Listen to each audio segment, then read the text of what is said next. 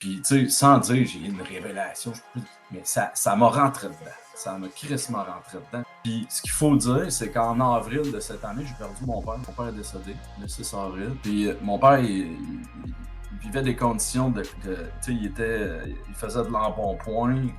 Yeah. Il y avait plein de conditions de comorbidité, diabète, toutes sortes de trucs. Puis il s'était isolé aussi socialement. Puis il est mort subitement, rupture de l'art. Puis à un moment donné, il se faisait 3-4 fois que je retournais. Puis j'ai pogné une vidéo de toi puis Caleb qui partageaient leur expérience par rapport à leur père. Tu sais, le désir de changer un père à la fois. Puis tu sais, sans dire j'ai une révélation, mais ça m'a rentré dedans. Ça m'a crissement rentré dedans. Puis c'est là que j'ai pris pas de recul de me dire, ouais.